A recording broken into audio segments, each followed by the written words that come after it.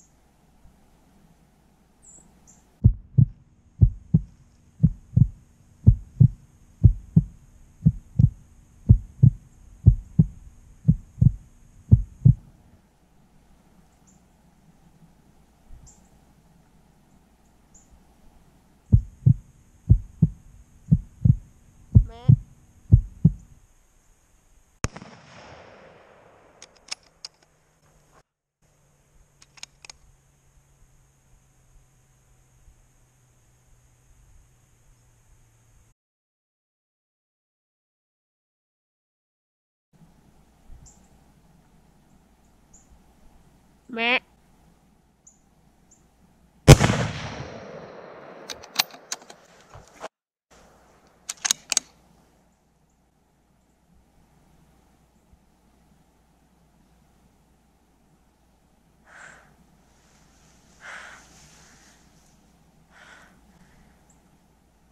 Oh my God.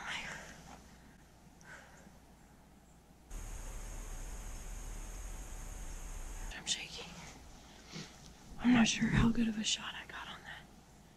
I should have waited, but he was moving so fast.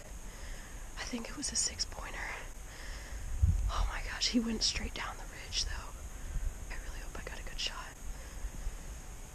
I don't want to rush over there and try to see, because I don't, if he's still alive, I don't want to spook him and make him go farther. The body on that thing was massive. Oh my gosh, I can't believe this. Okay, I need to collect my thoughts for a minute.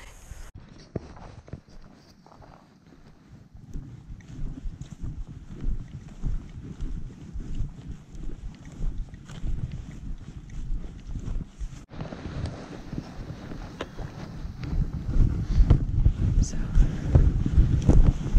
he's right up here. Got him.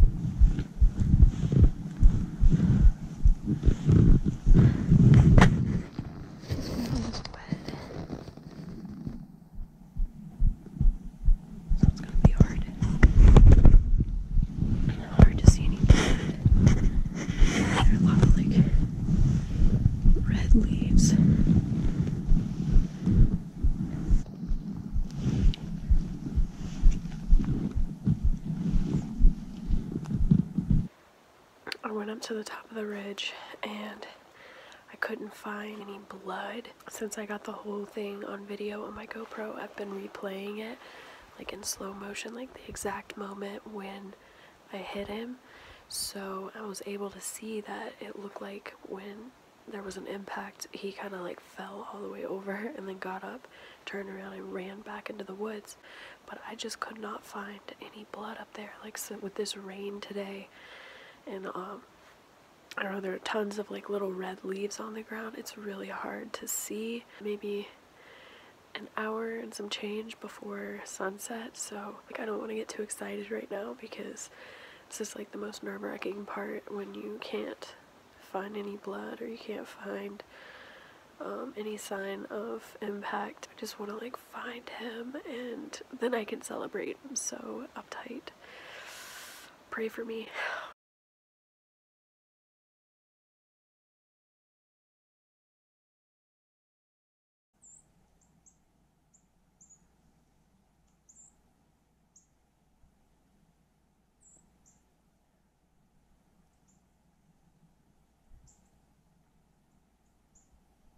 Meh.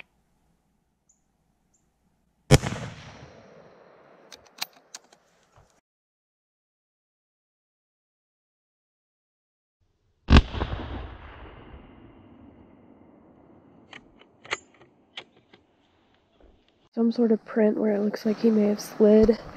Still haven't found any blood. I just cannot find any blood. So I walked all the way down to this gully here where there's a creek.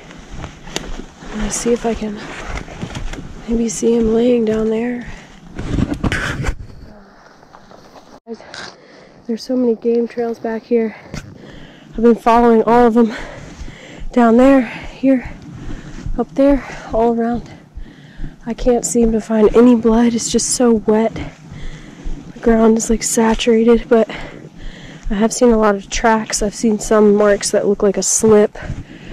I just can't seem to find anything though that's like right here. Kind of looks like something fell straight down right there.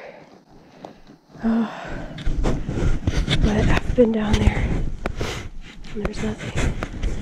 And all around this, I'm not seeing any blood. It's getting dark. I mean, I've tracked all the way up there and on the other side, all down in there. So guys, it is about almost 7 o'clock and the rain's coming down harder. I wasn't able to find any blood. I searched, I walked all over that ridge from the top to the bottom. It looked like some spots where he was like falling down. I'm definitely going to be coming back first thing in the morning to see if I can find him. I've never shot a deer before and not been able to find it, and this is just a really shitty feeling. I mean, why I so strongly feel like I hit this deer is because when you watch the footage, you can see where it fell over. And it just doesn't make any sense to me why there's no blood.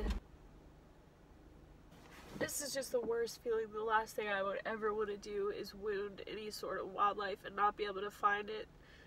You know, I was out here to harvest meat for the freezer, food for the table, not a trophy or some sort of recognition. Like, this sucks. I love nature and I love the outdoors, and the last thing I would ever want to do is kill something for no reason.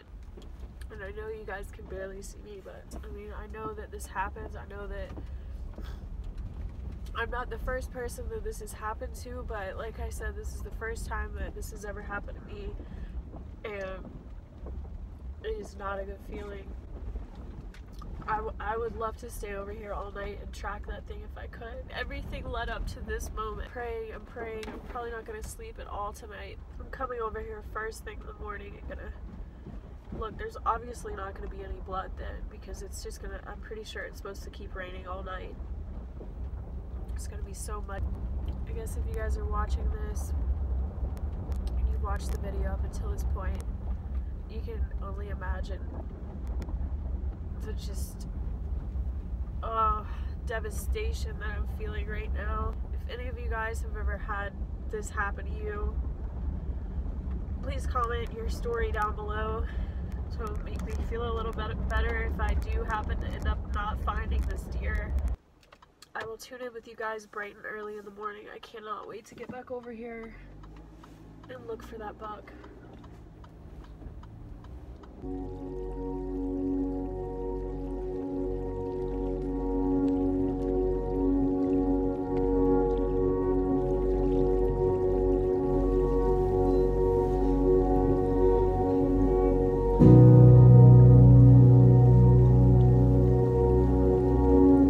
So guys, it's about 6:30 in the morning. I am getting all geared up. I'm gonna head over to the farm and do a final search for this buck. I did speak to a guy who's very knowledgeable on this situation, like when these things happen. And he has a blood tracking dog. He's actually not available today. He kind of asked me a few questions about the reaction afterwards.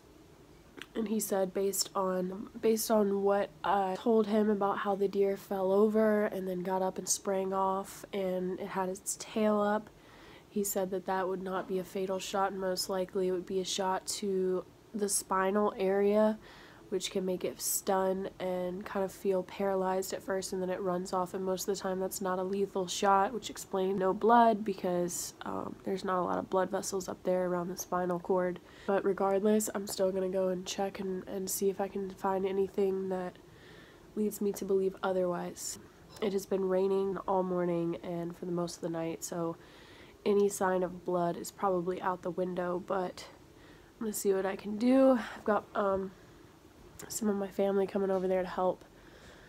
So, oh man, stay tuned.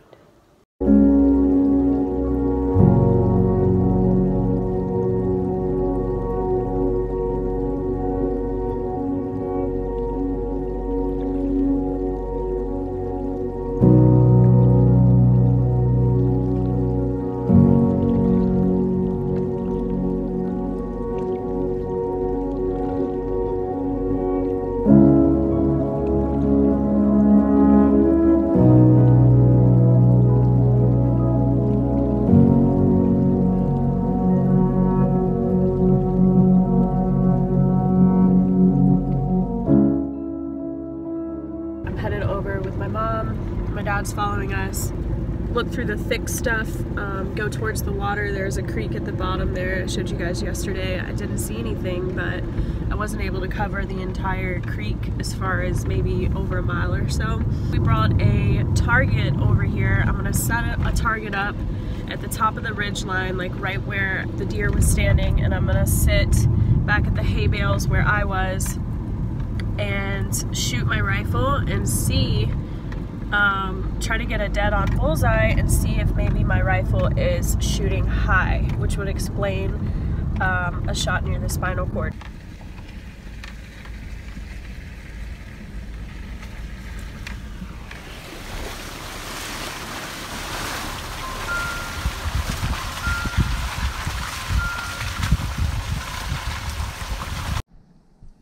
There's so much water.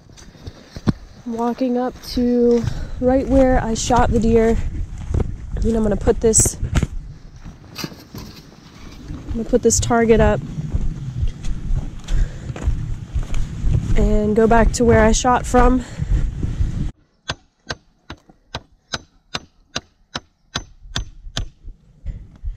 So there's my stand. I'm gonna nail this target right on there like this. This is my makeshift deer here.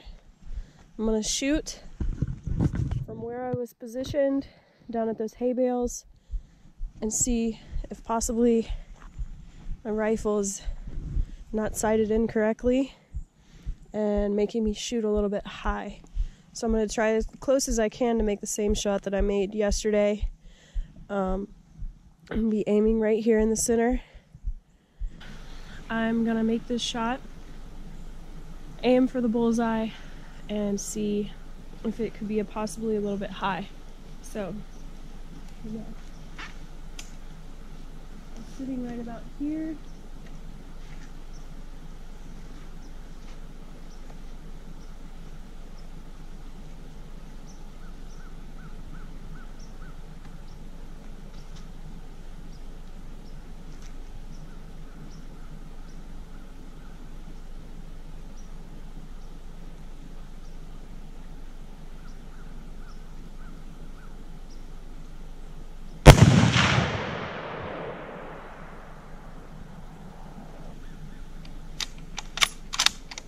Guys, check this out. I hit right inside the orange, a little bit to the left, which would be a great shot on a deer.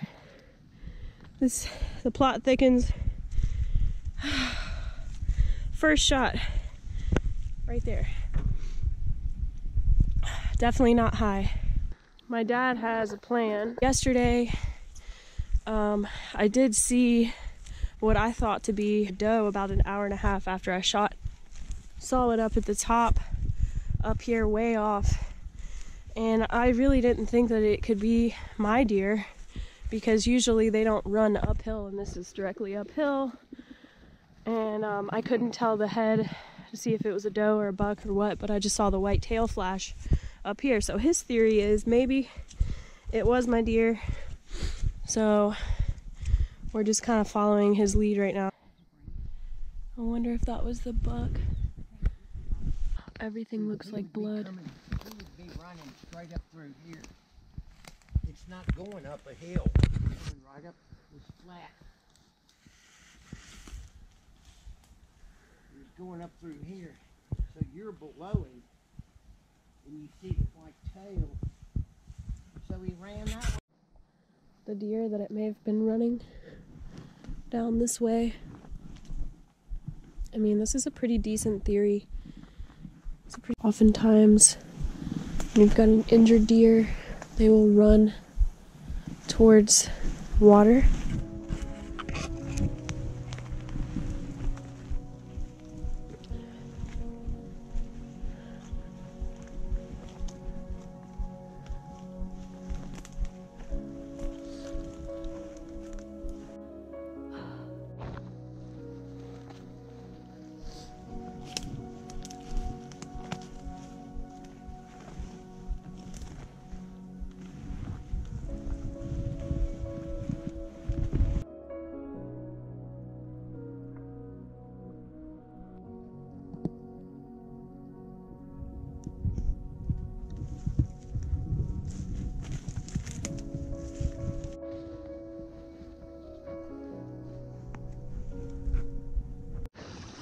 I'm back doing the original plan, searching the ridge. My job is to cover the bottom of the ridge. My mom's covering the middle. My dad's missing somewhere.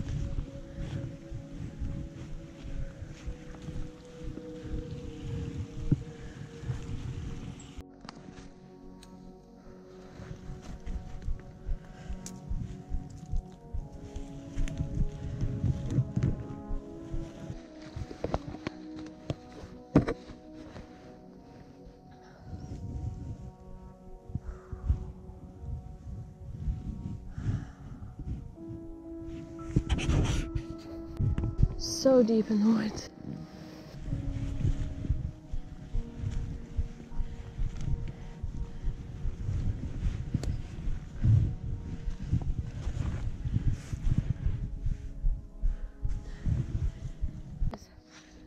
I'm not really sure how far I am.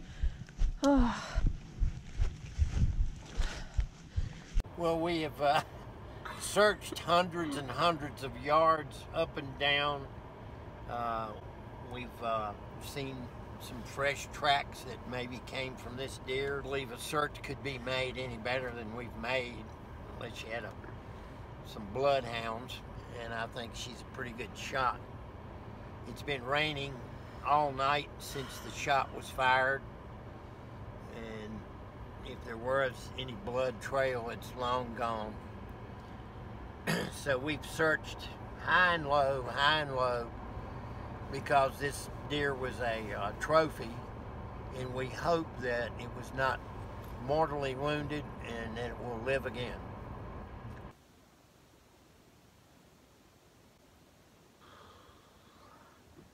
So guys, I am sure that this is not the ending that most of you guys wanted to see. This is definitely not the ending that I was hoping for either, but that's hunting. The actual filming was done around Thanksgiving, over about a week's time, maybe about a week or a week and a half's time. So I've been back in North Carolina since the first part was even put out.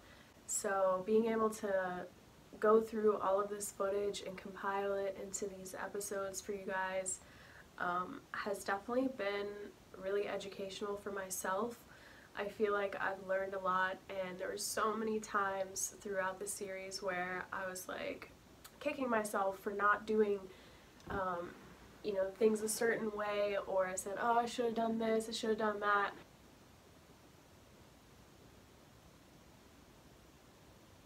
Hair in my eye. I hope that it was entertaining for you guys at the very least. It definitely was an experience that I'll never forget for a lot of reasons. I really put in a lot of effort, you know, being out there and doing everything by yourself, but also having to be your own camera person is a lot of work. I definitely want to keep making more videos like this. If you guys did like this series, definitely give this video a thumbs up and subscribe to my channel. A little bit about the ending from my perspective. It is really one of the worst feelings as a hunter to have the unknown, not being able to know what exactly happened. If there were any things that I could do differently, especially in that last hunt, I would have propped my rifle up on the hay bale instead of holding it free-handedly, because I feel like I would have had a much steadier shot, and especially aftershock. So in that clip where it shows me actually making the shot, it looks like the rifle like kicked the crap out of me, and it really wasn't. That rifle really doesn't have a bad kick at all. To be honest, I was not used to shooting it. It's probably been over a year. Being in North Carolina, I've just been doing a ton of fishing. Also, when I do get to hunt, I usually use a bow. So I guess the shock there kind of took me off guard. In that moment, I'm the only person that will understand. I mean, I know other hunters know this feeling, but everything that I had been through up until that moment, highs and lows and disappointments and passing on other deer and just coming down to the wire, and I feel like a lot of the times that's how it happened. So I wasn't expecting anything to step out, and when that buck came out for me, I just felt all of the emotions from this entire series in that one moment, and it was so hard to contain my emotions and my anxiety, and I guess I got a little bit of buck fever. You could see I didn't have the steadiest hand, and that deer was moving so fast on the top of that ridge, and I just was like, I'm not going to miss this opportunity. So if that's one thing that I could change, I would definitely have waited. But as you guys saw, when I made the same shot the following day, it was pretty close to perfect. I feel like I'm a pretty good shot. I always have been. I've always had a pretty steady hand and a really good eye. So for me to have missed or made a really bad shot feels awful. It's also an ego killer, which is good. You kind of need things to wake you up a little bit and say, hey, learn from this experience and next time you'll be better. So that's honestly what I love about the outdoors as a whole. Doesn't matter if I'm going hunting or fishing, and you try to perfect your skill and use those lessons learned every single time, you will become better and better. So I just think it's really cool to take a message like that from this whole experience. So I did name this buck Ghost. So I'm hoping that Ghost, you know, is alright and he will make an appearance again over at the farm, and if he does, you guys will be the first ones to know.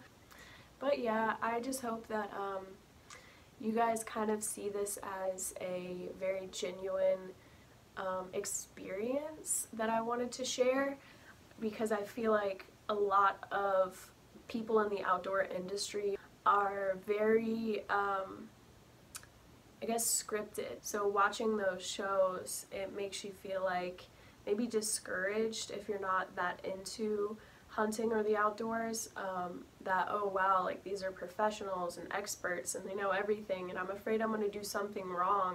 You know, it's just intimidating, and I don't think that that's how it should be. And most of the time they have a happy ending where, you know, it's a perfect shot and then they go on to like eat their meat like over a fire, and that's great. But that's not the reality, obviously. Every single time you go hunting. So I know some people who are avid hunters who have hunted their whole lives that are, you know, older, and they've had similar things happen to them as well. I've been hunting since I was a little kid with my family, and I learn every single time I go out. It's definitely not the easiest thing to be a girl like myself that enjoys being a girl, but also enjoys doing things outdoors. But I really don't care what people think, and it really shouldn't affect you either, so just keep living your life, and I'll keep living mine. I'm gonna leave it there. I hope that you guys understand that, where I'm coming from, and kind of why I did this whole series. But yeah, I just hope that you guys were at least entertained during this series. I enjoyed making it so much, and being able to share this with you guys was really cool. I love reading your comments, and thank you guys so much for 15,000 subscribers. It means so much to me, and I'm already planning my next trip, so stay tuned for that. Until next time, guys.